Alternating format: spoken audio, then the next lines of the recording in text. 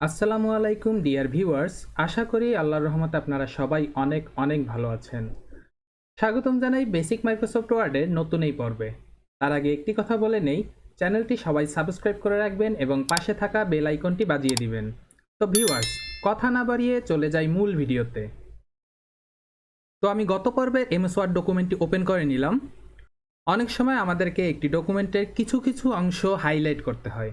তো হাইলাইট করার জন্যে আমি প্রথমে এই যে উপরে একটি অপশন দেখতে পাচ্ছেন, টেক্সট হাইলাইট কালার, এটার ড্রপ ডাউন মেনুতে ক্লিক করব এবং এখান থেকে আমি যে কালারে হাইলাইট করতে চাই সে কালারটি সিলেক্ট করতে হবে।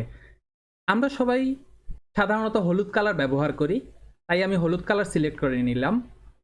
নর্মালি আমরা যেভাবে লেখা মার্ক করেছিলাম এর আগে, সেভাবেই সাধারণত হাইলাইট করতে হয়। তো আমি এটা অন করে নিলাম এবং এটা অন থাকা অবস্থায় আমি নর্মালি যে কোনো ওয়ার্ড অথবা যে কোনো লাইন এভাবে টেনে আমি হাইলাইট করতে পারবো, অথবা আমি যে কোনো একটা লাইনের সামনের মার্জিনের ভেতরে ক্লিক করে হাইলাইট করতে পারবো।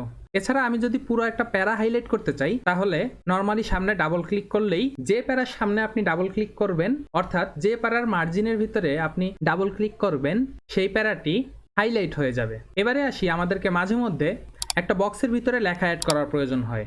তো সেই বক্সটি কিভাবে অ্যাড করব? তো বক্স অ্যাড করার জন্য আমি প্রথমে এখান থেকে ইনসার্ট ট্যাবে যাব এবং ইনসার্ট ট্যাবে যাওয়ার পরে আপনারা দেখতে পাচ্ছেন টেক্সট বক্স নামে একটি অপশন আছে এবং আমি টেক্সট বক্সে ক্লিক করব। ক্লিক করার পরে দেখতে পাচ্ছেন এখানে অনেকগুলো স্টাইল চলে এসেছে। তো আমি এখান থেকে প্রথম যেটা আছে সেটা সিলেক্ট করে নিব। সাধারণত প্রথম যেটা থাকে ম্যাক্সিমাম সময় ওটাই বেশি ব্যবহার করি আমরা।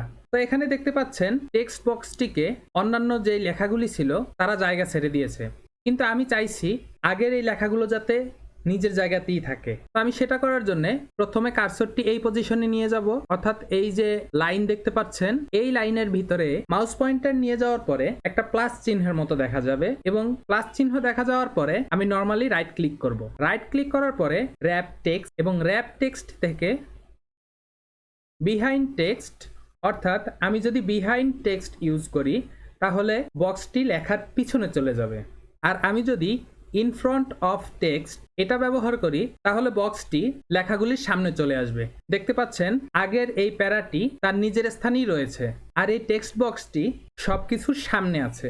এখন আমি এই টেক্সট বক্সটি যে কোনো জায়গায় নিয়ে যেতে পারবো। আমি এই কর্নারে নিয়ে গেলাম। এখন আমি এটার ভিতরে কিছু একটা লিখে দেই। আমি সেট 1 লিখে দিলাম। সাধারণত প্রশ্নপত্রে এই ধরনের বক্স দেখতে পাওয়া যায়, এছাড়া আরও বিভিন্ন সময় বিভিন্ন ফরমেও দেখতে পাওয়া যায়। যেমন ধরুন, আমি যদি এটাকে আরও একটু বড় করে নেই এবং নিচের দিকে একটু টেনে নেই,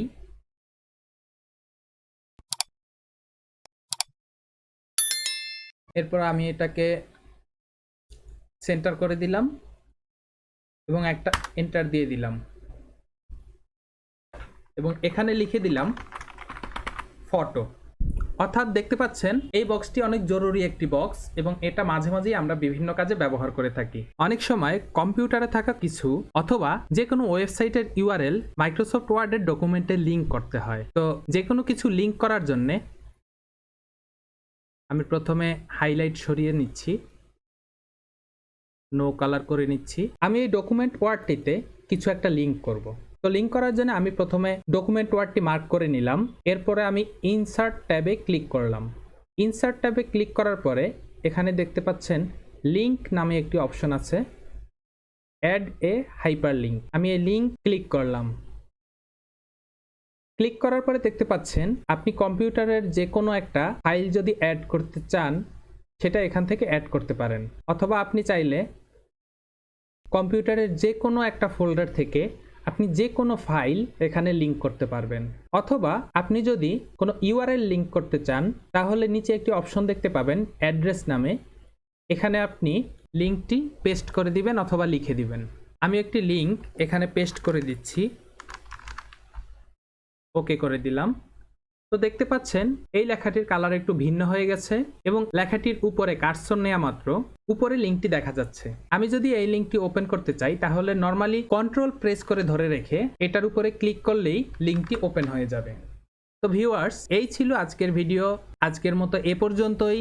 সবাই ভালো থাকবেন, সুস্থ থাকবেন এবং বেশি বেশি প্র্যাকটিস করবেন। সবার সুস্বাস্থ্য কামনায় আল্লাহ হাফেজ।